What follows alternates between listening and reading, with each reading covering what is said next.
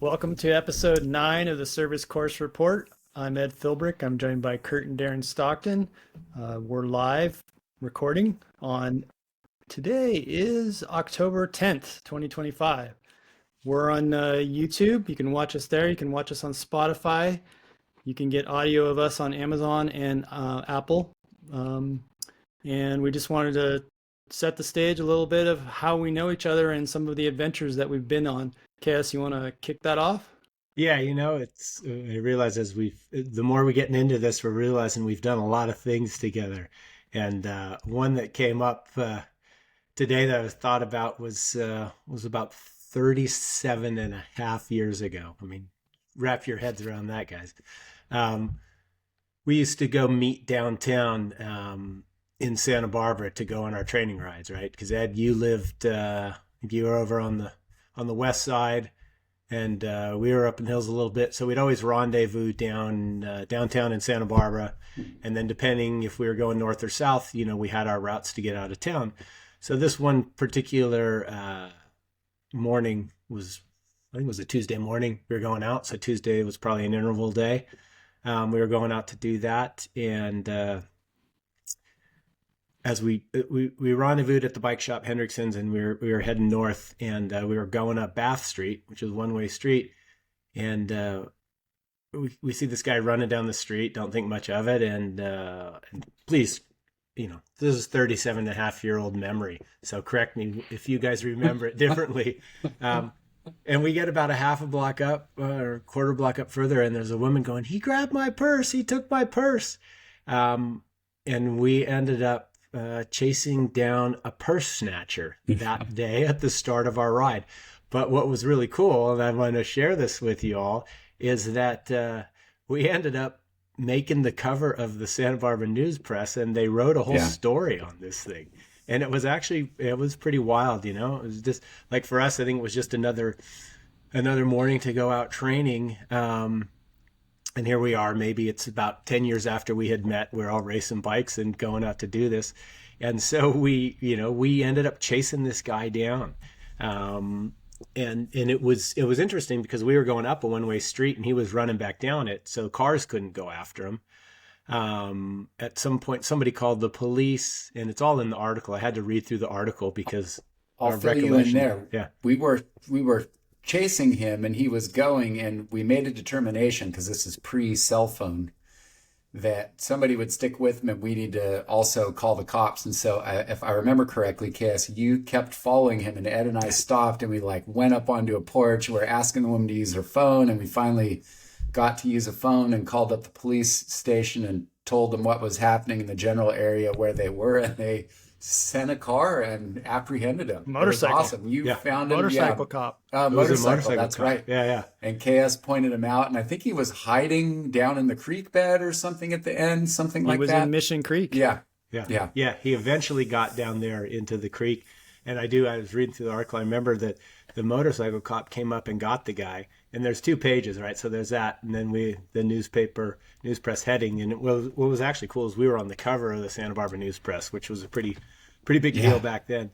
But at one point, the motorcycle cop had stopped the guy, and the guy kind of slumped over and put his head down like, "You got me." And the cop was going to, I don't know, either cuff him or do something. And the guy he jumped up and he swung and he hit the police officer in his face, except he had a helmet on, so I don't think he got him in the face. And then he took off running again. That's right. And and that was pretty wild. But at the end of the day, we got the woman's purse back, and it was got the Kiwanis Club Citizen Extra Step Award, if I believe, and part of the there you go. You got it all, KS. Yeah, there we go. We got the extra step. Ed had this one here.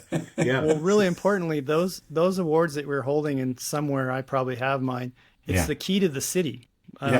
So we got the key to the city that day. Yeah, that was pretty cool. Pretty wild, yeah. And I think one of the guys in here, his name's in the article, is the first person that went after the purse snatcher guy. It was a off-duty, either fireman or paramedic or something. But pretty wild. Those are cool awards. They're handwritten in calligraphy with the ink pen and everything. Yeah. That was Can you pretty go neat. back to the picture that was on the front page, that one by? Yeah. So all the sponsors were extremely happy. The Yeah. Santa Barbara Athletic Club was tickled pink to be on I the got a front better one here, but keep front talking. page. They were tickled Yeah. pink Oh, to there we be on go. the front Yeah. page. And then, the sponsors that Kurt and Derin are wearing, Time, which we'll talk a lot about today. All the sponsors loved being on the front page of the news press. Yeah. And the funny thing is that's my do-it-yourself haircut. I cut my own hair, I remember that.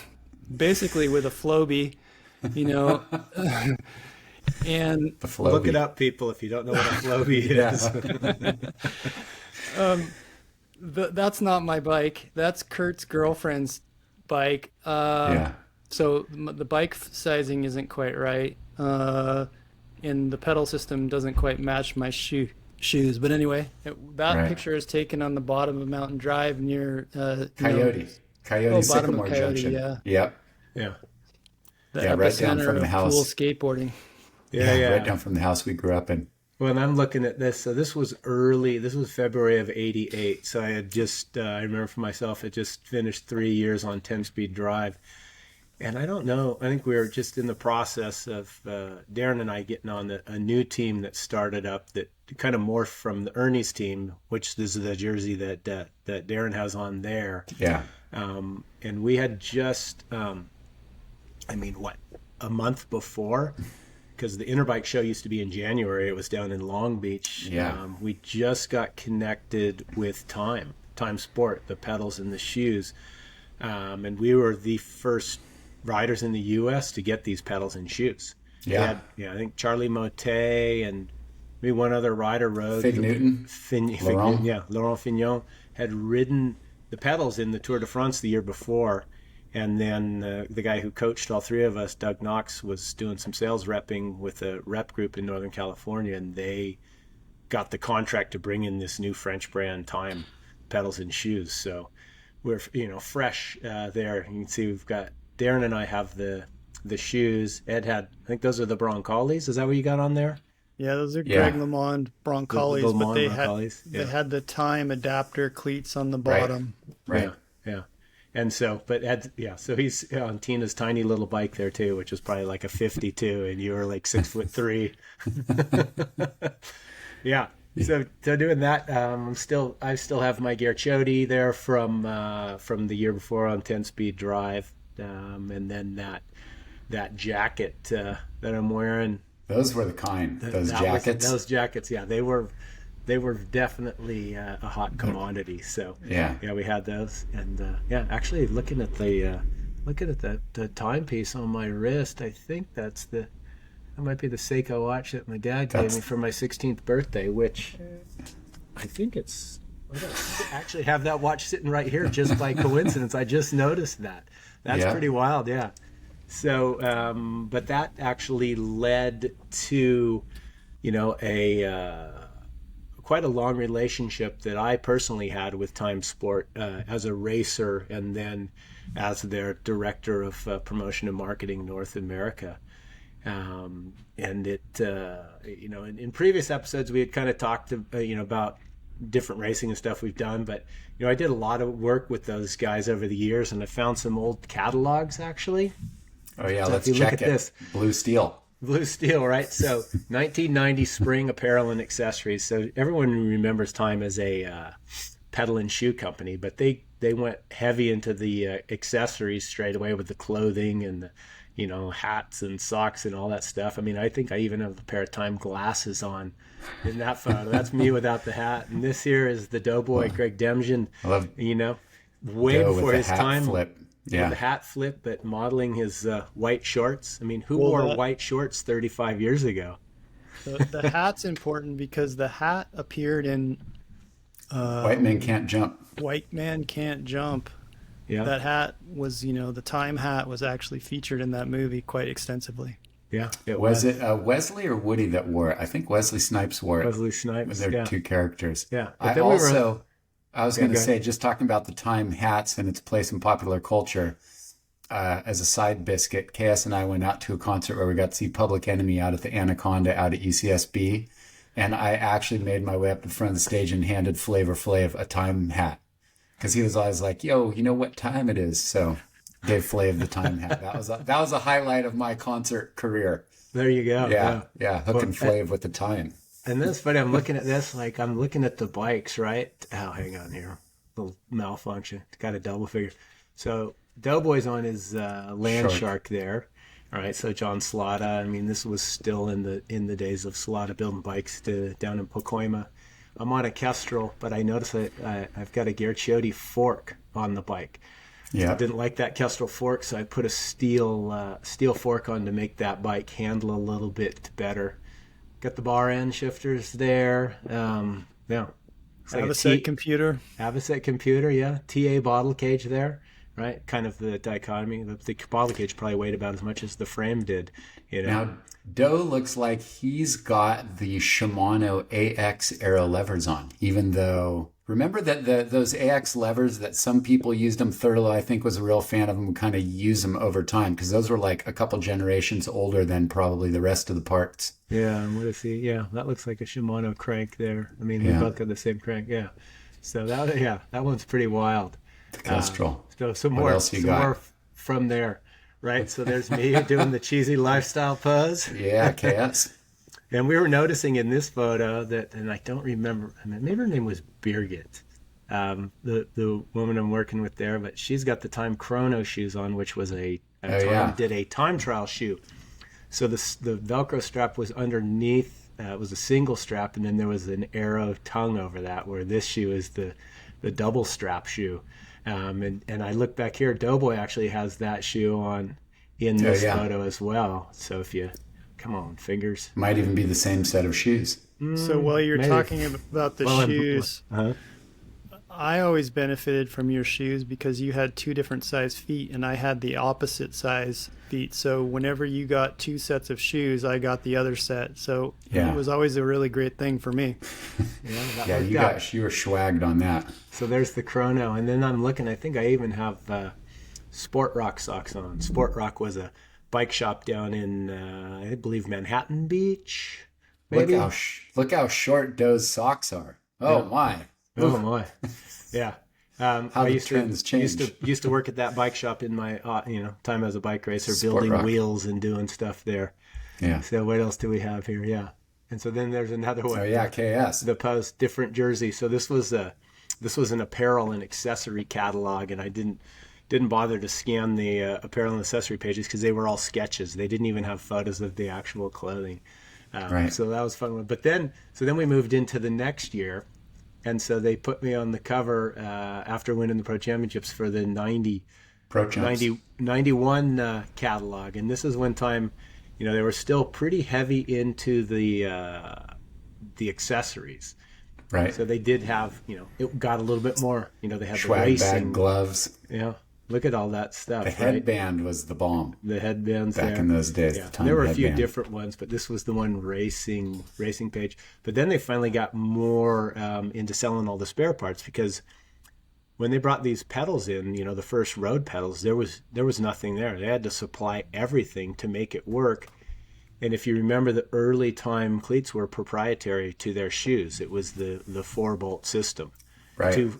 There was a front cleat and a rear cleat, so they had to provide everything. And so in this catalog, this is the adapter plate that Ed was speaking of earlier that he had on his Broncoli shoes. Yeah.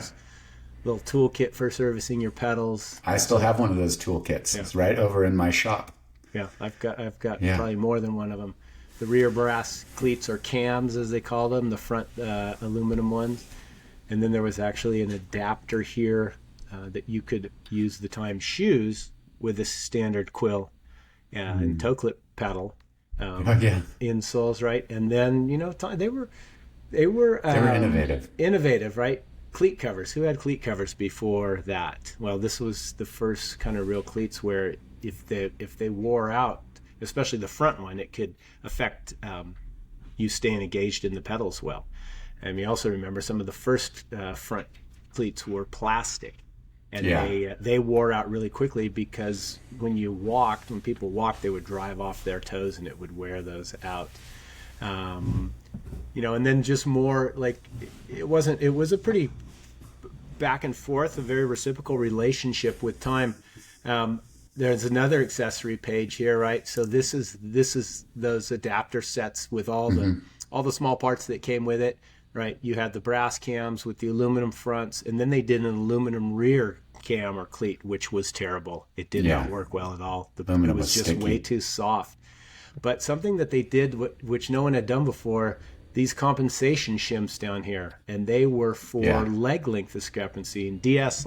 So tell us how those came about, because without you, they wouldn't have done those. Yeah, well, I broke my leg when I was a kid, and when I was 7, and years later, when I got into cycling more specifically and was getting a bike fit done, we kind of noticed that I had a leg discrepancy. My one leg was short. And so I had to have a machinist here in Santa Barbara in town, Jeffrey Cypress, build me this machine lift that would fit perfectly, that fit on the bottom of a Time shoe, and then would accept the cleats and everything and roll on. The owner saw that at whatever trade show that I had made. And I don't even know if he said anything at the time or it just clicked with him. But they ended up coming up with these shims specifically, and it was actually really cool. They stacked like right into one another, like fit in, and they gave several lengths of screws that it came with. And so depending on, I think they came in 2 millimeter increments, something like that. And so you could stack them up, and 5, you could get a whole centimeter, or, go one shim or 2 shim and built those up. So that was a pretty neat, pretty cool development of theirs ahead of the time. Yeah, no, it was. No pun.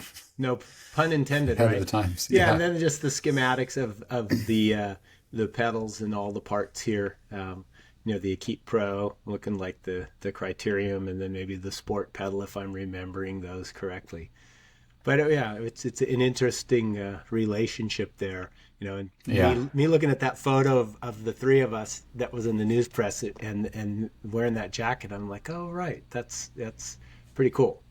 So stepping back, I don't know if we mentioned, but Time was the first floating pedal system. So Look had come out; they were the first step-in pedal, and Look was probably Bernardino was probably riding them in the Tour in 84. 85. Maybe 84 was the first one. 85 for sure. Yeah, could have been 84. Yeah.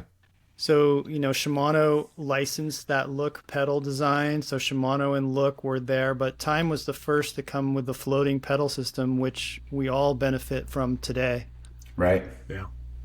Yeah. And what was interesting with Time as well is that the axis of rotation was between the front and the rear cleats, where all the other designs rotated from the toe.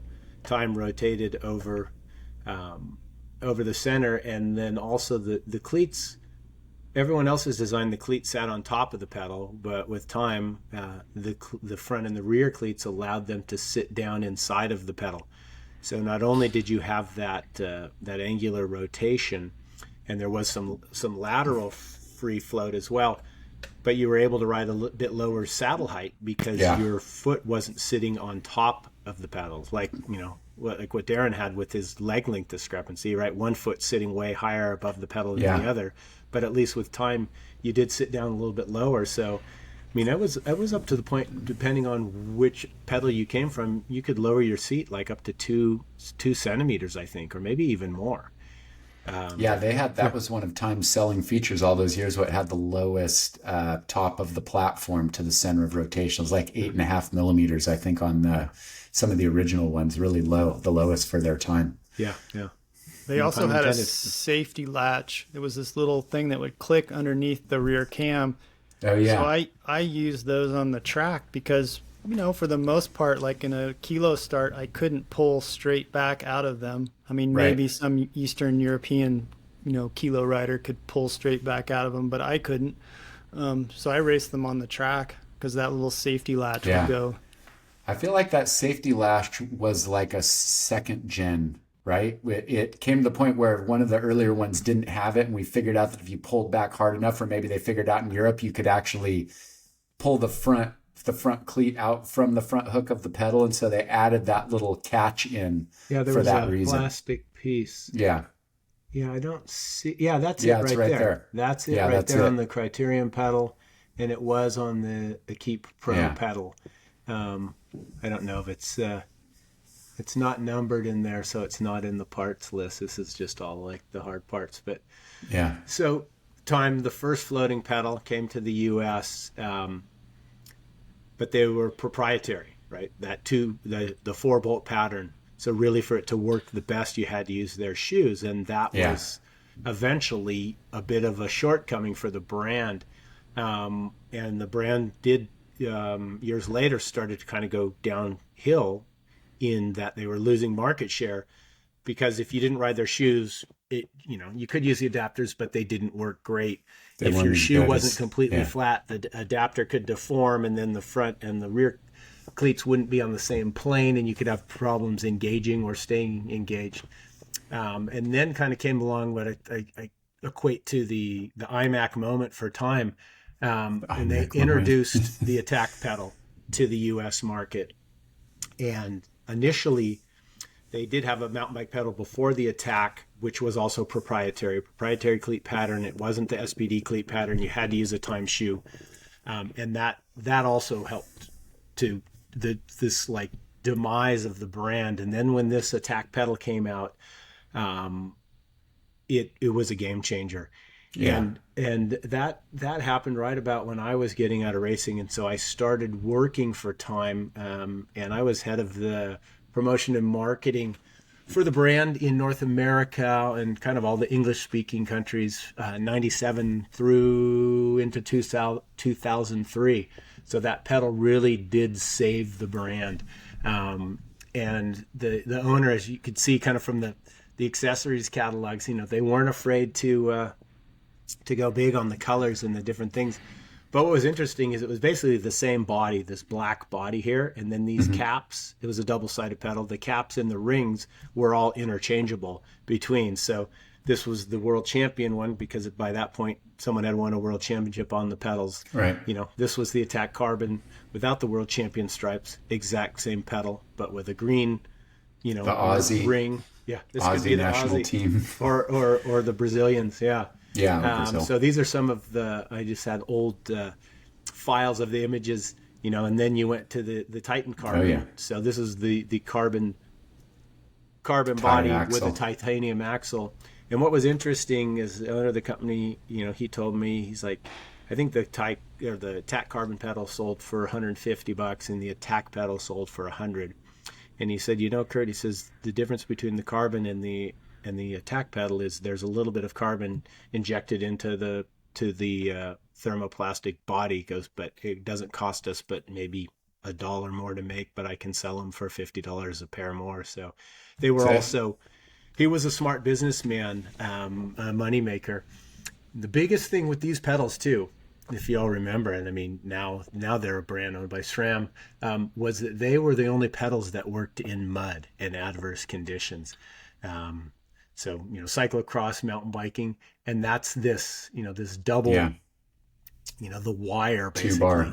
Two bars on both sides, something that Craig Brothers, they doubled up on and went 4 bars with their egg beater there, but really an innovative brand through and through, making things happen. So, that was a pretty cool phase of life, so we went through that. And then they got into triathlon. I'm sure I have some images of like the shoes that they had. I was working with a bunch of triathletes as well. I think as the Ironman World Championships are going on in Kona this weekend, as well as a few other bike races. It's kind of interesting to think back on that stuff. So, it was a French brand that did quite well in the U.S. And finally too, like we saw that. 4 or 5 years ago that SRAM bought the pedal brand, because the brand when it finally had been sold a couple times, gone with a couple different owners. A group bought the bicycle brand, and then separately SRAM bought the shoes and pedals. And you're noticing, Ed, that we're seeing more pedal usage now, finally, with the SRAM sponsored athletes. Right. Yeah, SRAM has bought some interesting products. I mean, SRAM started off as neon bright bright grip shift, and then they eventually bought, different component manufacturers to piece together what SRAM is a powerhouse now. Yeah. And they bought time, but they didn't really leverage it, and they didn't seem to have their athletes on the pedals, which I always thought was interesting. So I noticed in recent times we now have Keegan on time. You know what? He's not on time. No, he's sponsored by Look separately. Yeah. Well, anyway, an example is Payson McKelvin is on time now. So you're getting your SRAM athletes finally, on time, and SRAM leaning into it a little bit more. You'll also notice that SRAM is leaning into Hammerhead and having their athletes on Hammerhead computers, and Velocio apparel is, Keegan's wearing Velocio now, right, which is owned by SRAM. So it's important to understand that SRAM has gone out and bought brands or bought manufacturers and products and piecing it together. So it was always interesting to me when they weren't really leaning into time, but that's changed in this last year especially. Yeah, that's good to see. Yeah, and I do have some of the aluminum, the allium pedal as it was called, and this one was called the allium HP for high polish. Getting into time, got into a lower price point and went with an aluminum body versus the carbon body, and then so the HP was a little bit higher price point, and then we had a litany of colors, right? So black, of course, like that makes sense for a pedal. And these little surfaces here, they're actually machined surfaces that are just slightly raised above. You can see it a little bit better in this image to help with the rotation, because the shoe had to float on the pedal. But in typical Roland Catan style, we had polished, then we had black, and then we had mango, and then we had yellow. So we had mango and yellow. Then we had red, mellow. Then we got to have blue as well. So it was there were quite a few different colors there, and the interesting little sidebars. So this allium pedal came out, and it also was the first time that all the other pedals had a cartridge bearing inboard and a needle bearing outboard. And another way that they cut the cost on this pedal is they went with a needle bearing outboard and a plain bearing or a bushing inboard. So inboard as in close to where the crank is. And the first run of the allium pedals that we had in the US, I was working with all these athletes. And so I put them on some of the teams, I think I was working with the Gary Fisher team. That was back when they had Paula Pezzo and Michael Rasmussen, and we were having test them out. And we were at the World Cup up in Napa at Skyline Park, and it had rained that week coming into it, so the bikes were getting washed a lot. And the mechanics, they came back and they said, "Look at this!" And they would wash the bikes and get them all cleaned up and done, and the pedals wouldn't spin. And then the bike sat overnight, and then the pedals spun, and we're like, "What the hell is going on?" Long story short, it turns out that the material that was used for the plain bearings or the bushings, as they're often called, it would absorb water and then swell and bind up the axle. And then once it dried out, like overnight with enough time, and they'd start to spin again. So there was a whole time there where I think that we had 2,500 or 3,000 pedals at the distributors in the U.S. that we had to get all back to the little subsidiary in Santa Barbara and replace those. And I think part of the interesting story is too, the company I used to work for, Enduro Bearings, they helped to get the proper plain bearings for these to do these replacements. Yeah. And then Doug Knox, who coached all of us, he had JG, Jeff Cypress, who made Derin's lift. He fabricated a special like an arbor press with the proper fittings so that they could pop out all these old bushings and put new ones in, and then send all the pedals back to the distributor. So it was that's quite a it was quite an operation, and so there were a lot of pedals that got repaired, I think right in Doug's garage converted to a shop back in the mid to late 90s. That was cool. I forgot a lot of that stuff. Yeah, I mean, as we tell the stories, the memories start to come back, Yeah. But France, so a French company there, and I worked for them, did that. I know, Ed, you had some experience in France as well, but it was something a little bit different, huh? Yeah, we thought if we told stories a little bit, it would help you understand who we are. So in 1988, well, actually, the story starts in the late 70s, maybe 79. A couple of riders from Santa Barbara, Rory O'Reilly, Doug Knox, I'm not sure who the other riders were, and a guy named Dave Cox had gone to Brittany to race, which was ahead of its time. Um, and Dave Cox actually met a French woman and got married and stayed. And so Doug connected me with Dave Cox, and I got on a plane and flew to Belgium. I remember taking the train south from Belgium, and these French guys were listening to Born in the USA. And I was following this map. This was a piece of tissue paper or tracing paper that was sent to me, and this was how I was going to get to northwestern France to Brittany. First, I had to go to Paris, then I had to get on the train out to Brittany, and I had to put my bike in between cars. Like, there was a place where it could go. Well, I didn't pay some $11 fee for my bike, and they took it off one station early. So Of course they did. And I remember without letting you know that you needed to pay that in order to not get your bike off early. They just, And in Brittany, being a cyclist, if you said "Je suis cycliste," it was a little bit like saying I'm a boxer from Harlem. Right. If you started telling them that you were a racer, they would soften up and be nicer to you about not paying your $11 fee. So I had to go. I got off the train following my map there, and I went back to Saint-Brieuc, which was in this last summer's Tour de France. And I paid the $11 fee, and I got my bike. But I ended up racing there in northwestern France, very hilly. The circuits, you could race 4 or 5 times a week. You pay about 8 francs to race, and which was, let's just say it was like $8. And, in the United States, we were paying sometimes $100 to race a criterium, a pro level criterium here in the United States. Back in the 80s, paying $100 or $75, to enter races because there was cash prizes kind of funded by the entry fees. So we would race, 4 or 5 times a week. Yeah. The races would follow the carnival. So the carnival would move from one town to the next. So you would never drive more than 45 minutes. You could race. I raced for a furniture store. I got my jersey over here. Mueble, yeah. Yeah. It was like the Mueble. It was like they probably sold TVs and a few other things. But anyway, I had to go to the doctor to get authorized to race, which was interesting. You had to have a medical checkup to race. And they'd introduced me as the Californian.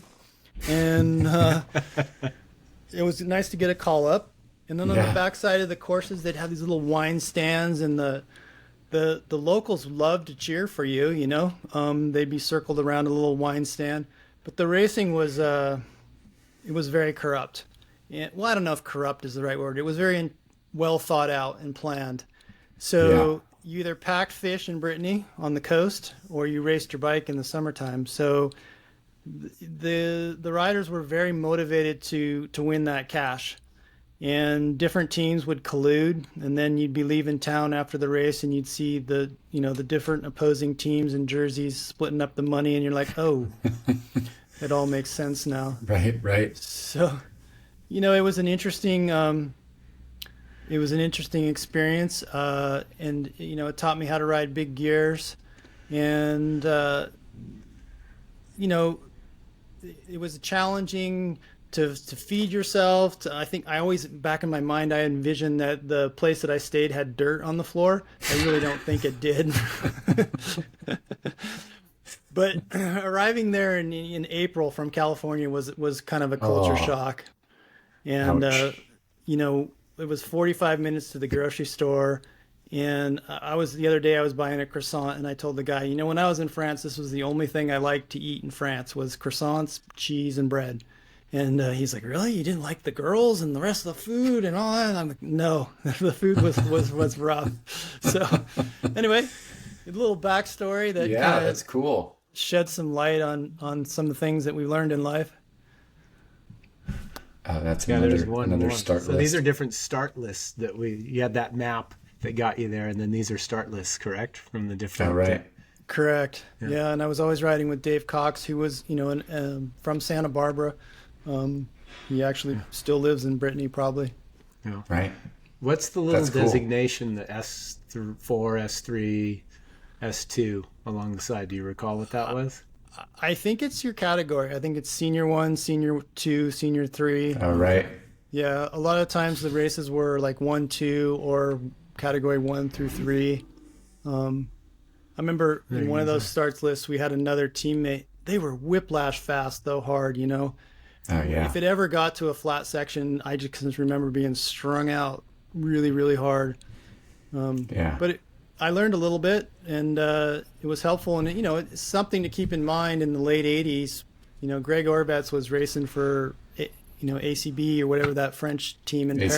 ACBB. Yeah. Yeah, Boyer was there, Le Mans was there. There wasn't a lot of English speaking. There definitely wasn't a lot of Americans. So that all comes later. So Yeah, I see it at the top of this page now. Seniors 2, 3, 4, and junior 2s, I guess, is what that would be. yeah. Yeah, very cool. Yeah, that is cool. Bike racing. Well, Yeah. And yeah. Well, DS, you've done a lifetime of racing and a lifetime of post racing, huh? Yeah, post racing. I was just thinking, even though we all have our own like racing exploits, some of the fun things that I did that didn't involve me racing, and one of the top of the list was building the Santa Cruz Syndicate race team with Rob Roscop and Santa Cruz Bicycles, and just had popped back into my mind because Jackson Goldstone is battling Loic Bruni for the overall win in the mountain bike downhill World Cup series. And it's pretty cool that the syndicate is still cranking out. This was 2004. So we started at that time. I was managing Intense Tires, which was Intense's tire brand, and started the team the year before this. It was the Intense Tires Santa Cruz team. And I really got together with Santa Cruz Bicycles as a way to promote the tires. And at that time, it was kind of like a level jump for us to get the tires onto the Santa Cruz brand. And then the next year was when it officially became the Syndicate. So this is at the Sea Otter launch. And that was when we really got the power of Santa Cruz, really came in behind the team and just like really got their art department in. And I was working as a trainer in professional motocross at the time, and I would go to the motorcycle races and look at the pits there, and like factory Honda, I noticed none of the motorcycle teams had the awning wrap around the back of the trailer. They all just had them right on the front. They had a hospitality area, so I built that into the tent.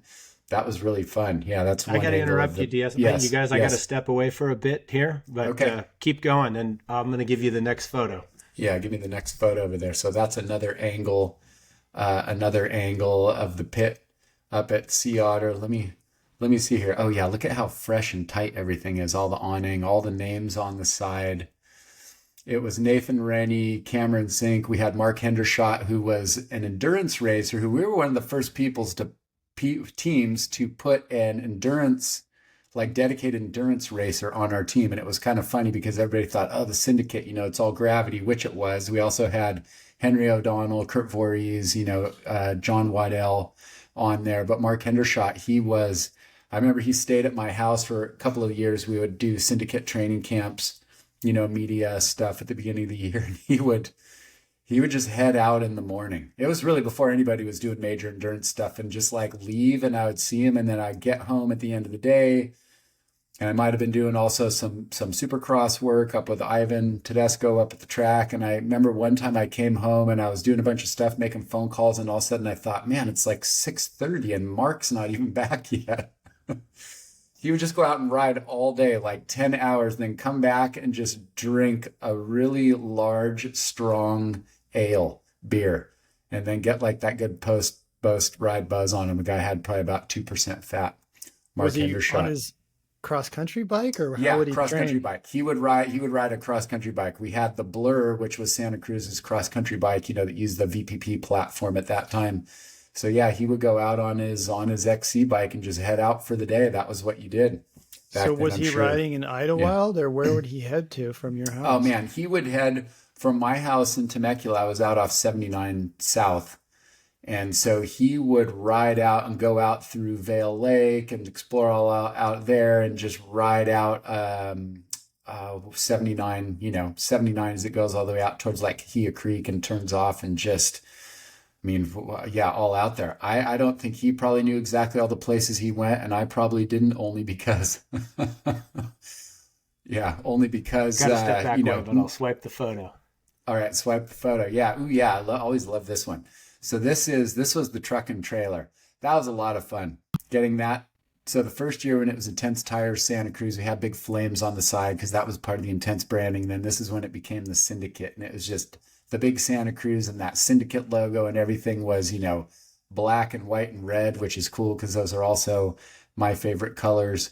And that Syndicate logo, and that would be the athletes down there is Cameron Zink, from left to right, Cameron Zink, Kurt Voorhees, Nathan Rennie, and Henry O'Donnell. Yeah, and that was the big trailer right there in the truck. We towed that thing and all over North America. Tell me about the Santa Cruz brand, because that same logo was involved in skateboarding. So tell me the story of the brand. So the brand is the guy Novak, who's his last name. He was the owner of all of the Santa Cruz brands, and so he had done, they had skate brands, right? That was how Rob Roskopf originally got involved, because he was a skater for Santa Cruz. I believe up until fairly recently, he still had the all-time selling skate deck. They would make like custom skate decks for people, and Rob really talked about how smart Novak was in business, and they, came in and partnered on the Santa Cruz bicycle brand. And so that was why the logo was the same, because they used it across different platforms. And they had bought like padding companies, TSG and different things like that, which were like skate pad companies, and doing that. Yeah. And so having, the big official power of Santa Cruz. Needless to say, at this point, I was no longer working for Intense as the Intense logos, evaporated. But that was fun. I moved out of managing Intense and doing tires for them and working into full-time, running the Syndicate, and then also still working in professional motocross. That was in Kathy Sessler's backyard with a nice sunset over the hills of Duluth there. And Kathy, interestingly enough, we had talked about her a little bit in one of the previous podcasts, even though she's not in this picture. She'll be in a later one when Kurt swipes. But Kathy had done a little bit of team management work for Intense. After she was done racing, she had raced on Intense bicycles during her career. And so when I got the chance to do this Intense Tires Santa Cruz team, I'm like, oh man, I need the person who's the best at logistics, booking, everything. So I hired Kathy to be my manager part-time, I think the first year, and then the next year she was really full-time. I was smart enough to really hire her and let her run all the operations. And so that was really cool. And Kathy ended up working as the Syndicate's manager for 20 or 21 seasons. I think she stopped in 2023, and then now she's back. Greg Minar, who runs the Norco Bicycles racing program, he promptly hired Kathy when he went to Norco. So it's pretty funny. When I watched the World Cups, I was just messaging Kathy the other day, and I see her in the finish shoot area down there. It's like a 20-year ago flashback, to the Syndicate when she was still there yelling for all the riders and making food and everything. So yeah, and Kathy, I mean, Kathy is just a go-getter. She could just do everything, never say quit, stay up late, wake up early, you name it. She was no wonder that she stayed so long at the Syndicate, and Minar snapped her up quick when she became available for that. Yeah, so that was really cool. Yeah, the 3-axle trailer there in the dually.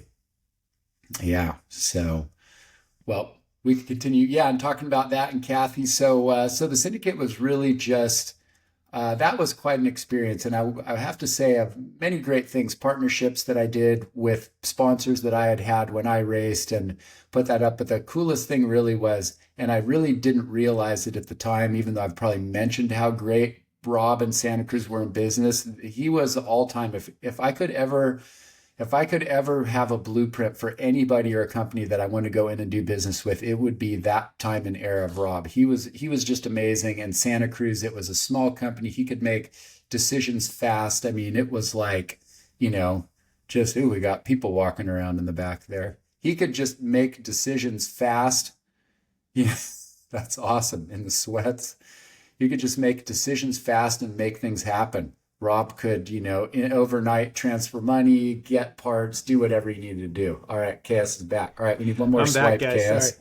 Oh wait, I need my Give me the glasses. last swipe. I can't see. Well, you need the last photo. Yeah, get the last swipe. There you go. All right, so and I here's go an grab up my close. glasses. Sorry. Here's a little up close of the syndicate, so we can see better all the people here. And that's if we're looking at the photo left to right. If we start at the left, that's me right underneath the syndicate logo, and then just to my left, or moving right in the photo, that's Mark Hendershot right there. He was the endurance racer I was talking about with the sleeve tats all over. Then Kurt Voorhees right there, Nathan Rennie next to him, which was also one of the earliest riders that we let him do a private gear deal with Troy Lee Design. Because that was, at that time, most mountain bike race teams, you had to run whatever jersey or whatever gear, the team provided you. But having been involved in motocross and seeing how those guys signed gear deals, and obviously TLD, Troy Lee Designs, was big in motocross, we let Nathan go and sign a deal with Troy Lee Designs for them to produce all his clothing. And we just thought, hey, keep it with some similar colorways so it matches the team. But we actually used that as kind of a stepping stone to what later became, more of the norm in the gravity side, which is just that racers, got their own gear deals. So yeah, that's the trailer. That's also in Kathy's backyard. So Nathan right there in the middle in the TLD gear. And then that's Henry O'Donnell. Looks like he's got a cast on his left wrist there. Probably broke it. Yep. And then Cam Zink of Much Free Ride and Red Bull Rampage fame. And then Pat, I can't remember Pat's last name. We called him Pat Squatch. He was the mechanic over there next to Kathy. Nope, that's Mark Hendershot all the way there. Yep, that's Pat, and then Kathy, obviously on the far end there. Kathy Sessler, still one of my good friends. So yeah, that was my syndicate era. That was a lot of fun. Well, it's funny. Yeah, Henry O'Donnell. When I was doing work with the Sierra Buttes Trail Stewardship, he was, and I think he still is, the trail boss there, the main trail builder up here in the La Sierra. So yeah, I remember when I started working with him, and you're like, oh yeah, he was our 16-year-old pro racer. So yeah, very cool.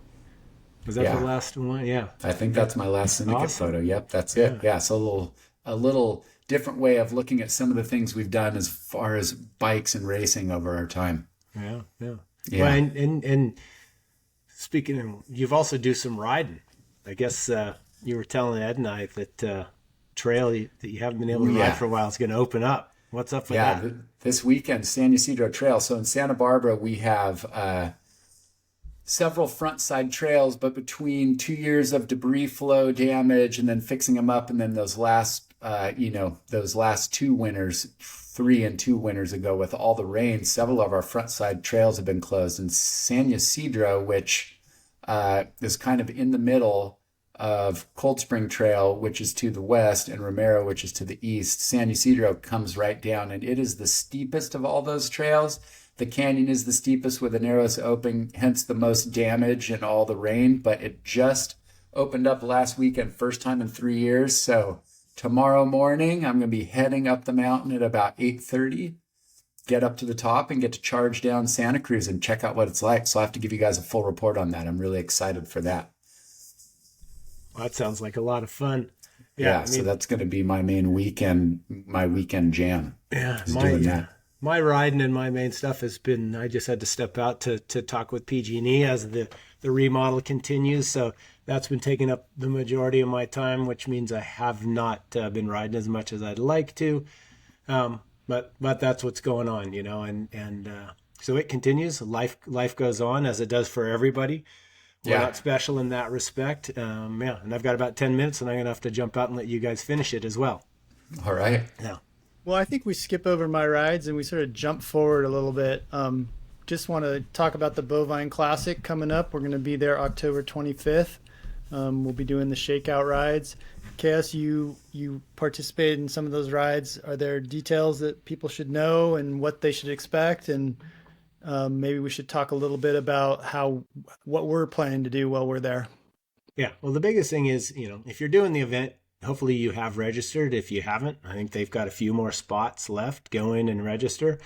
The shakeout rides that you're talking about, those are free.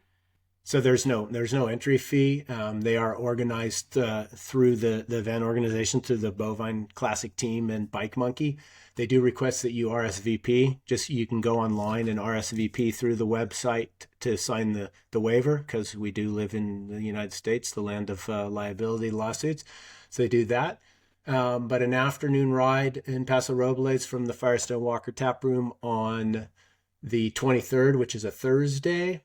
And then Friday morning, downtown Atascadero, right from the Sunken Gardens, which is the race venue. And that's a morning ride. 10 a.m. check-in, roll out at 11. They'll be, pretty chill. It's just a way to gather and talk to like-minded people. And I don't think we actually ride any of the route. We see some other stuff that Brian and his team there have done. But again, just go to thebovineclassic.com and check that part out. And then, we're excited to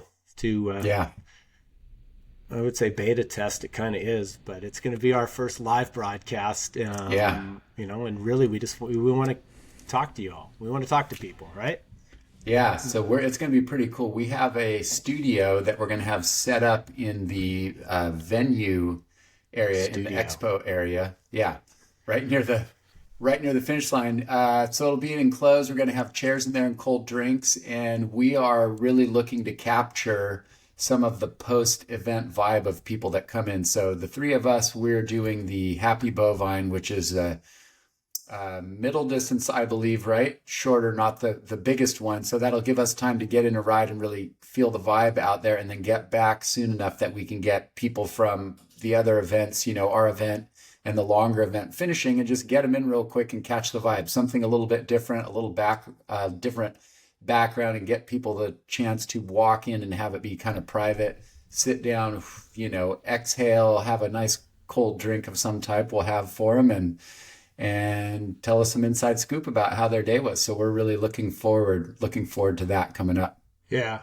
I would say that the Happy Bovine is the shorter one to keep us happy.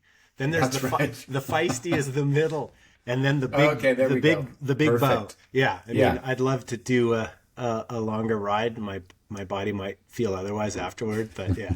So we'll get out, be able to pedal with everybody on event day. That'll be exciting. Yeah, so it's going to be looking forward to seeing everyone there. To that. Yeah, I just Ryan Moore, who's a friend of mine who owns the Lucky Llama Coffee Shop in town. He's going to be up there at the Bovine. I'm hooking him up with a fresh set of Panaracer X1s. Got a good thing going. I keep him in tires, Mr. Moore. That's a good tire. Yeah. That is a great all-arounder. All right, so that's on the Bovine. So what are we going to get into next? Talk about a little bit of racing? Yeah, Gaius, you have time to join us on I racing? I'm just texting with my appointment at 4:00. They're ready, but I said I'm not going to be there early. For me, I talked about it last time. The Dutch women, they got it right this time in the European Championships, the Continental Championships road race. Demi Vollering, solo, about 35 kilometers, won the race. And her teammate, Anna van der Bruggen, her former coach, former teammate on SD Works, who retired for a couple of years and then came back, ended up in third. Cassia Nieuwiadoma was in a Dutch sandwich there on the podium. She was second. She had a very strong ride, and it looked kind of like, that Van der Bruggen just sat on when Nieuwiadoma was chasing after Vollering and then didn't really contest it, which I thought was very sportswomanly like to do that, a woman who's won the world championships and won the women's Giro. She's won a bunch of races. Whether she got second or third, I think probably didn't matter to her so much. And she's in Van der Bruggen 2.0. So I thought that was kind of a cool thing. And the racing was exciting, Solo winners always show that there's a difficult course, and the parcours were difficult, and the riders stepped up. Looked brutal. Yeah. I mean, that's what I saw on the women's side. We watched the men's race too, right? The Belgians did what they could, strongest team, and Remco, but there's this one Slovenian, this Tadej guy, that just keeps I punching mean, out everybody, huh? at least Belgium really tried to take it to him and do what you needed to do if you could beat him. But I mean, what do you do when somebody's that strong and they just ride away from you? There's not a whole lot you can do. And that was also a course that was definitely solo friendly. What did you think, Ed, about Tade and the men's race?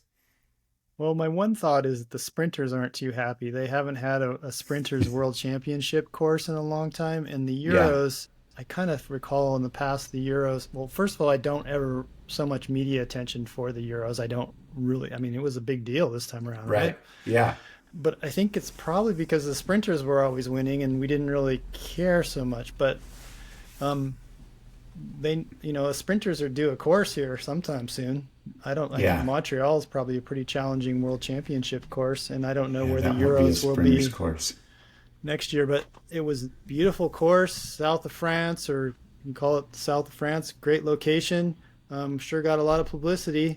I'm getting a little tired of the outcome. Not that I don't like Tade, I just it's a little too predictable. So Yeah, you yeah. got to give it to UAE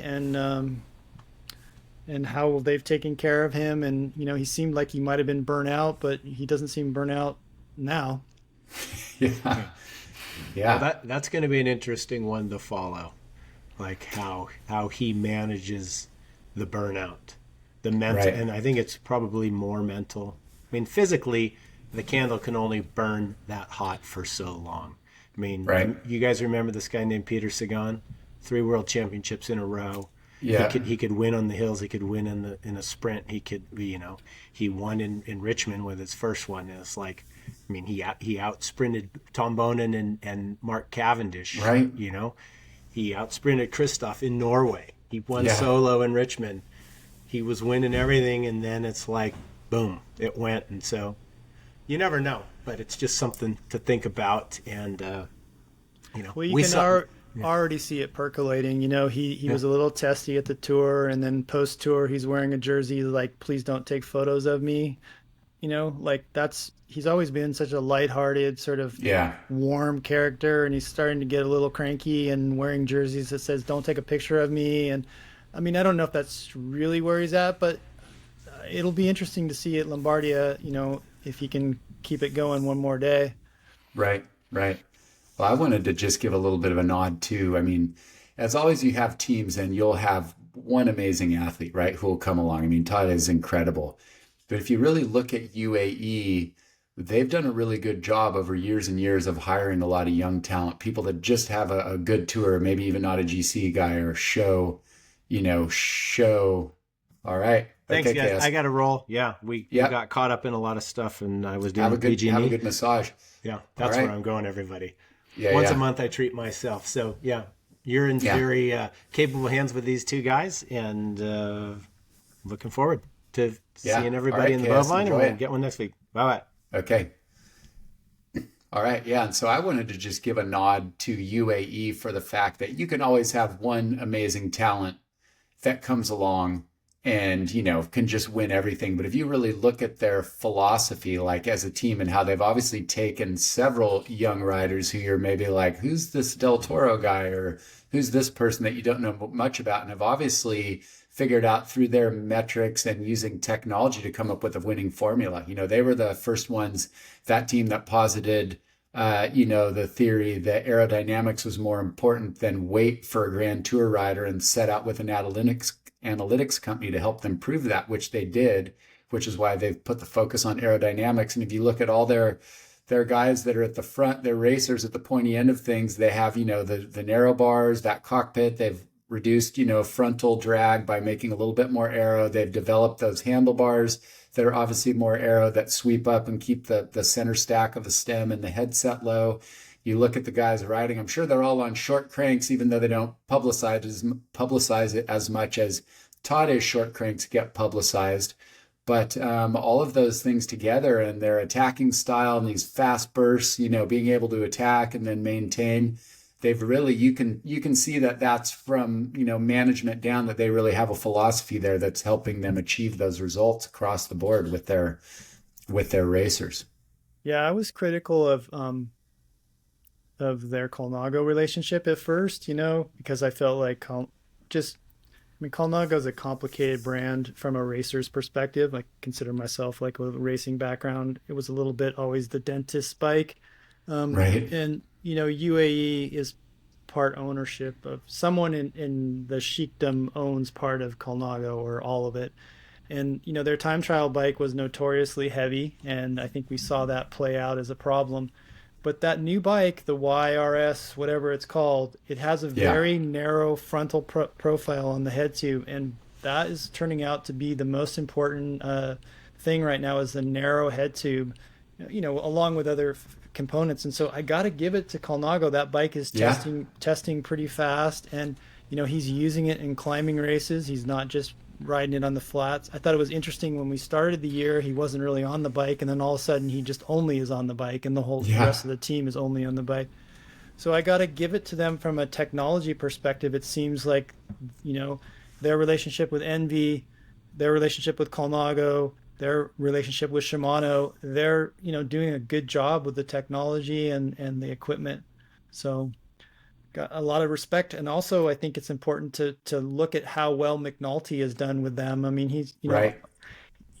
when you saw him, it's so easy to think, he's just going to be a mediocre American performer. But he Tour of Luxembourg, he was dominant.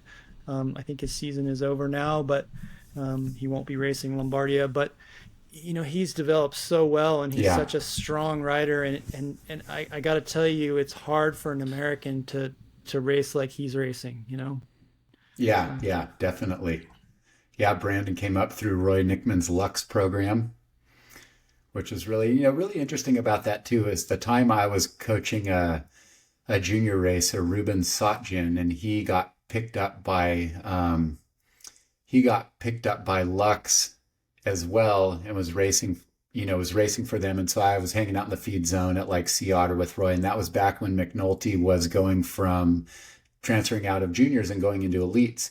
And Roy had told me that he went over and tested with a lot of different people, tested with Quick Step and all these big pro teams. And they were basically just based on his numbers data, on the indoor testing, that they were willing to hire him on the spot. But he chose to race for, it was back then, rally, cycling, the orange kits. And he chose to race there. And I remember Roy telling me, just said, he's so young. They felt he would be better off coming and racing in a little bit less stressed environment. There were a lot of like kind of good OG pros on the team, and just felt it would be a better environment for him to come in and learn how to race when, it wasn't so maxed out, and raced for them for, I believe, 2 seasons it was before he went over and raced for UAE. And so it seems like a wise decision as far as overall rider development to not put him in too young and not get him burnt out and on that grind.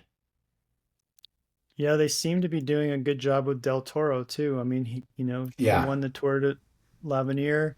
Um, they seem to be developing him nicely. He came out of the Giro where, he lost at the end of the race, which could have really fractured him mentally. And then now he's won, I think it's 7 or 8 Italian classics in a row or Yeah. something, Yeah. including, Yeah. all the pre-classics for Lombardia. He mentally seems like he's on fire. When he crossed the line yesterday, he wasn't even gassed. I was like, ooh, that's a little spooky looking. Like I want to see a little more something. Right. You want it like the French fans. You want some real suffering going up the mountain, right? Just like coughing up a lung, snot, everything, rocking back and forth. Yeah. Yes, yeah, I can see that. Well, that's going to be really fun, watching these last few races of the year. So for Lombardia, um, what do you think? Pitcock is going to be riding, and then the next day he's going to ride Gravel Worlds. Right, I saw that. Paul Sexas got third at Euros. He's 19 years old. Oh, right, yeah. Uda Brooks, who's announced that he's going from Visma to the Spanish team, Movistar? Movistar. Movistar? Yeah. Yeah, he's been riding well. Maybe a Tudor rider might do well in Lombardia. I'm not saying Alaphilippe, but Right. it's an I think important race there's for them. definitely, yeah, sorry to talk over. I think that the end of the year, who's got the form and who's not. I think what they say, Todd has won 4 in a row, right? Mm. And so as he seems to be down for the record books, I feel like, I mean, obviously, based on his form recently, it's easy to give him the nod. But when you remove like just pure fitness and think, okay, maybe it's the end of the year, he's been winning a lot, a chance to pay back your team, any of that. But I think when there's a record on the line, he still wants to go for it. So it'll be interesting to see. But it's a hilly race, so we're gonna have to check it. I believe I saw a little blurb, and there was some rain middle of the week. And they were over there out for a pre-training, some training. But hopefully, I haven't looked to see what the weather is on race day. That race can definitely be brutal. We've had some cold, wet end of the year rainy editions where the guys finish with the racers just with that like grime down their face, the road dirt. So that's going to be an interesting one to watch. That's going to be great. Yeah, they run it different directions. One year they run it one direction, and then the next year they run it backwards. Yeah, run it opposite. We were just watching some video this morning in '85 when Sean Kelly won. They finished on a velodrome, so it's had some different iterations over the years. Yeah. I always enjoyed it because Lamond rode it real well. I think he finished, third or fourth there once to sum up the Pinard rankings, which was the old rankings before the UCI. Super Prestige Pinard, yeah. I think the classic one we remember is the year when it was Lamond and Kelly, and I can't remember, there's one other, maybe, was it Henny Kuiper? No, but I know Lamond and Kelly were in there. Lamond was in the world champion jersey. Remember that? So it was Lombardia 83, and they came to the line. It was all won with a bike throw. Yeah. Well, I think Vanderpool's dad might have been in that sprint too. Oh, maybe that was who was in there. We might have to do a little bit of a dive on that. But yeah, I think that was just such a great photo. Yeah, that one. So we'll have to see. We'll have to get up on it next week. What are you picking? I mean, I know it's easy for me to go with the favorite, but like I said, I'm thinking that as he seems to be a record book chaser, 5 in a row is gonna break all the records of most in a row. Well, Remco's a good variable, but Del Toro's a variable. Like does Tade, gift a race to Del Toro? I don't think Tade gifts a monument. A monument is too important. And I'm not saying that, Del Toro can't win the race straight up. I just really like Del Toro. He's from Ensenada, just down the coast from here in San Diego. I think he's an amazing story. I just am a fan of his. Maybe I need to listen to some interviews to decide whether I'm truly a fan, but I'm rooting for him. And we can't forget about Primoz. He's got a lot to prove. And then Healy going on a crazy early breakaway. Like, let's just throw all the haymakers. Let's have a Healy breakaway. Let's have Remco. Let's throw it in. I want to see him all the cards on the table instead of Tade for 100K. I absolutely agree with that. Let's not know what's happening until right at the very end. It's like when you go to watch a movie or something, and in the first 5 minutes you're like, oh, okay, this guy's going to end up with that girl. This person, does this and this. You're like, So hopefully we won't get that in the racing this weekend. It'll be spicy and not knowing what's on until the very end. Well, cool. We'll have to keep it up on the racing. And then also, for me, I'll definitely be watching Mont Saint Anne as the last World Cup series this weekend. And for the downhill, it's really coming down. It's Jackson, Goldstone, and Loic Bruni are basically in a dead heat. And interestingly enough, I read that they don't. So in the World Cup, they give a small amount of points for qualifying. Not that much, but a little bit of point they give for qualifying. But on the final round, they don't offer qualifying points. So it's all just in the racing. And like I said, it's pretty much, I didn't look at the final points tally, but I think it's pretty much whichever one of those racers beats the other one, so long as they're up at the, at the pointy end of it, that's who's going to be the overall champion. And you got Jackson racing in Canada, Mont Saint Anne, which is like one of the most legendary World Cups, and he's in the World Championships jersey. So he's definitely going to be motivated and it's the end of the season, to finish it all out in style. So that should be really cool. Yeah, Blevins was spectacular last weekend, winning the short track and the XCO. It's the first time a U.S. man has won the overall since 1991, John Tomac. That's incredible. So that's an incredible moment on U.S. soil. Big moment for Specialized. I guess we can just jump right into something that we've been thinking about, is that how amazing the Specialized jerseys are. they're such effective marketing. You talked about earlier how you were using red for the syndicate. Red is such a Right. good color on TV, and they offset the number in white. It's very effective marketing and really pops on the screen. And Blevins looked spectacular over the weekend. Yeah. Yeah, it definitely looks good. I'm glad to see cycling leaning into that and the kits and the style of it a little bit more in recent years. Like I know in motocross, that was always a big thing, especially like supercross at night, the lights, riders choose different color gear. Like white always pops really well in stadium, stadium lighting at night, white boots, white gear, different things like that. And so it's fun to see mountain biking, continuing to do that more and more and seeing somebody nail it, which would probably fall under our positive Pete segment, giving which I really like that segment because it is easy to take some shots here and there and make a quick joke about things, but Pete really, his positivity and really helped kind of put gravel on the map in a way as a legitimate place for pros from across the pond to come over and race. So yeah, so we got to give it up to Specialized in their marketing for putting that one out and getting those jerseys out. They look great. Really looks great. Yeah, another positive, Pete, that I thought about over the last week was there's a small team in the Midwest. It's two gravel riders. They're top 20 kind of lifetime Grand Prix type performers. Uh-huh. They're not actually in the Grand Prix. Drew Dillman and Chase Ward. They have Lauf as a sponsor. Hmm. They're called Lunchbox Racing. They try and do the blue collar branding and marketing. And they announced that they're going to have a U23 team next year for gravel. And I just thought that was awesome because I'm personally, and then I'd be curious on your thoughts. I'm big on supporting U23. It's a tough age. You're leaving mom and dad. You're probably done Right. with collegiate racing. Collegiate racing is a very supportive network that wasn't around when you and I were racing. But you're leaving the womb of mom and dad and Right. NICA, and all of a sudden you're in this gap where you're supposed to be either done with college, making a living, or going pro. And U23 is a kind of a fragile time period for racers. And I just thought this is like two guys. They have a low budget team called Lunchbox Racing, and they announced that, they're going to have a U23 team. And I just thought they worthied some positive Pete for the week. Yeah, for sure. That's great. It's glad to see people supporting. And just like you said, there's so many athletes, and in cycling, when you get up into that and you get out of juniors and you go into elites, those first couple of years is when it weeds most of the athletes out.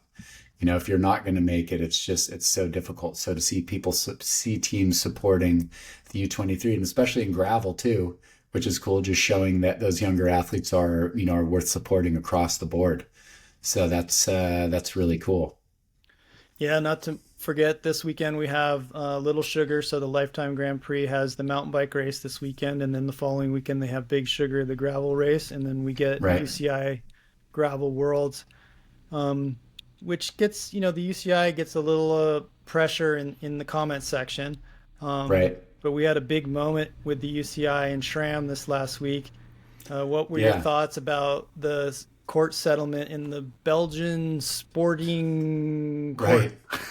Well, I would say, first of all, whoever SRAM's legal team is to figure out which country they could find a law to sue in, first of all, is just like a tip of the cap right there, because you got to figure out your pathway and then actually doing it. And I think it's great just because, the UCI, which I understand they have to kind of be neutral and not so much worry about companies' business and say, hey, we think these changes are good for the sport, but to also pick a gear ratio and say, hey, it's a 5411, which happened to be Shimano's top gear, at the time, and say that's the gear restriction, and not even consider that SRAM with whatever it is, a 4810 or whatever their gearing combinations was just outside of that.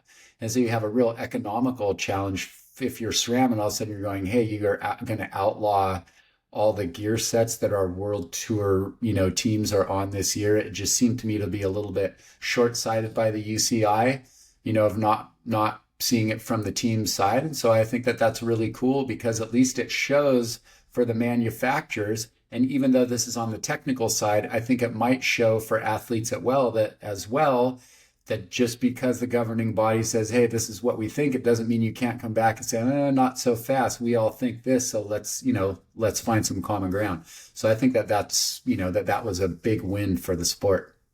Yeah, it's important for our listeners to know, maybe they don't know the ins and outs, but the UCI requires that trade teams are on equipment that you and I can buy as consumers. So Right. it really puts SRAM in a box a little bit, like where, that was a big part of their argument. Which, by the way, the argument was done in French because in that court, the choice was English or French. And so it went down in French. So they clearly had, French speaking Right. attorneys. And I remember my mom telling me as a child that French was the language of business in Europe. We think now, I'm like, that's not true. It's English. But anyway, my mom was right. The argument went down in French. And I don't know if the argument is going to be binding and this is the way this is all going to play out. Right. I usually am on the side of the UCI a little bit, not so much around it comes to safety. Like I would like to see the promoters held responsible. Jonathan Vaughters came out and said, look, let's focus on road furniture, falling rocks, technology and keeping the riders safer in the events versus, restricting the equipment. I think we do need the UCI. I get a little tired of like complaining about sock height and complaining about the UCI. Right. Their decision making is horrible some of the time when it came to these gear restrictions and equipment restrictions. And even the Aero helmets came out this last week where the casque and the POC helmet, the casque helmet that covers your ears, the casque helmet or POC helmet that has the visor, the casque helmet that covers your ears, those will be outlawed next year. Right. If you're those two companies, you might think about going to the Belgian court and pushing back a little bit. But, I don't know. What are your thoughts about Aero helmets in mass start racing? When you're talking Aero helmets, let's just distinguish between like, say, a normal road helmet, right? That's a little more on the Aero side or has one of those covers that fits in to plug up the vents, and then like an actual Aero helmet that they're using in time trials.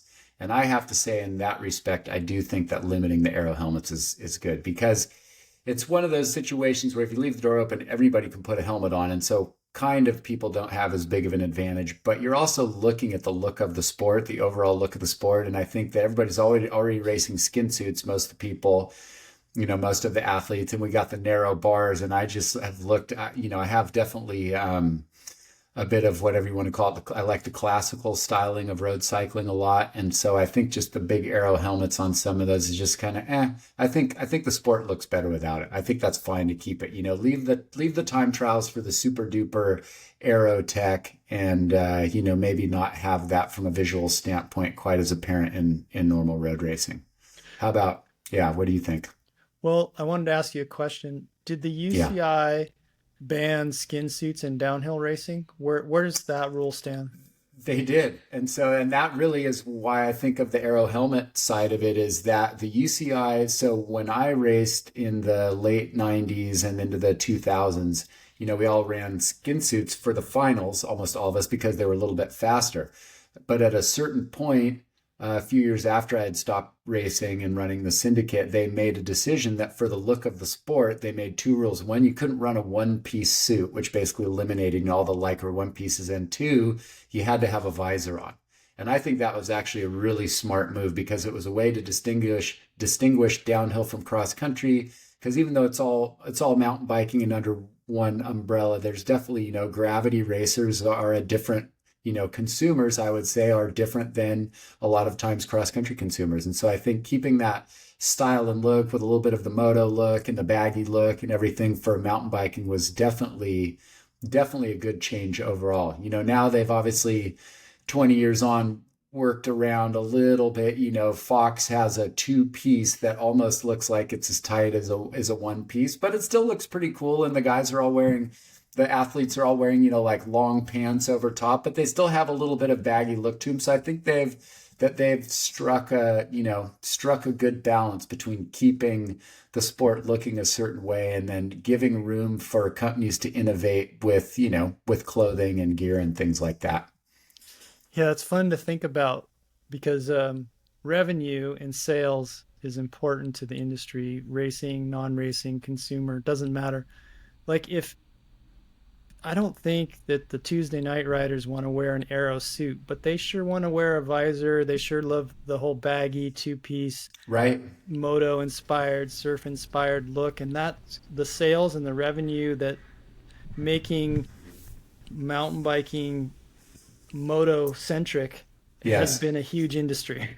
Yeah. Yeah. Yeah, so that was definitely a big win on the UCI's side in terms of the overall shape of, shape of the sport. And I guess you could come back to something similar to that would be, geez, it probably would have been, I'm trying to think now, probably about 20 years ago, again, at a certain point when carbon fiber manufacturing was just coming in for road frames and time trial bikes, and we were getting just all these wild looking frames that also cost like huge sums of money, and they brought in like the double diamond rule that frames had to basically have a double diamond design, and that's given room for aerodynamic creation in there. But I tend to agree with that too. I think they've given a good room in terms of weights of the bikes and aerodynamic tube profiles, where obviously they're advancing every year. I mean, we were talking earlier about UAE and Tade running that Aero Colnago in a lot of races that people think that they wouldn't. So obviously they've been able to manufacture, and find a good window for advancement. So I think that that's important for the sport of how it looks. So I think I think it's been good. Yeah. Yeah. Well, we've got one last segment. It's the amateur. Yeah. Amateur. I'm gonna have to nominate. I have myself that I nominated for one amateur, and so my gravel bike, my Arid, has electric shifting on it, and it's a previous generation. And I knew I was gonna go do a short little tire test gravel ride on a Monday, and so Sunday I washed my bike all up and I just stuck it in my van. My business is only about a mile from home, so I didn't bother tying it in and everything. I just kind of leaned my bike in, drove it over to work. It sat there until the afternoon. I had my window to go ride, and I get kitted up, hop out on my bike, and I'm rolling out. I'm kind of sitting up, pedaling, no-handed, and kind of get my gloves on to get everything situated and sit down and go to shift, and dead Di2 battery. And I realized that when I leaned my bike up, it must have just been pushing against the shifter, and I didn't notice, so it just killed the battery. So I had to single speed it out there. So I was my own amateur. Can't leave the electric leaning up in the van. So that was mine. Well, I think Shimano, with the new battery system, it's like SRAM, where you pop in a battery, will have you having one of those batteries in your seat pack. That's right. Specialized off-road team requires their riders during gravel races to carry 2 SRAM batteries in their seat bag. So, oh, interesting. I think we'll all be carrying around a little battery or two as a right. plan B. Right, that's the plan B. Well, we'll see how that works out then. Until then, I'm gonna keep remembering to charge mine and not lean it up against the inside of my van. So my amateur is, yes, when you clean a SRAM bike with access, you're supposed to take the battery out and stick the little red covers that the batteries shift in, just to keep the contacts clean when you're cleaning the bike. Right. I can't find mine. I got I clean my garage with a leaf blower, because I just always blow the dust and the leaves out. And I actually take a little blow of my mountain bike. I just gently blow out the dust off. Anyway, I've blown my SRAM battery covers, and I'm gotta crawl into the bike shop and say, hey, do you have any extra of those red things so I can properly, safely clean my bike? But anyway. So you got to go in and do it. It's probably, you'll find that in 2 years when you're down sweeping something, or drop something else behind your, workbench, and then you'd be like, oh, there it is up behind the wheel, stuck up against the molding. Well, I keep thinking they're in some pocket or some bag or whatever, but anyway. Yeah. So that concludes episode 9. Yes. Want to tell everyone we really appreciate the likes, subscribing, the comments, but we also need feedback. Kurt's gotten some feedback that people like the old time storytelling. Maybe you don't vibe with that. You want us to bring on guests. You want us to break down equipment. You want Derin to talk about what tire design he's working on. Tell us specifically how we can be better and what will fill your ears on your ride or in your drive, or on your short YouTube clips. Like, tell us what you need and what you want to hear. And thanks for listening. Yeah, thanks for listening. Till next time. See you guys. All right.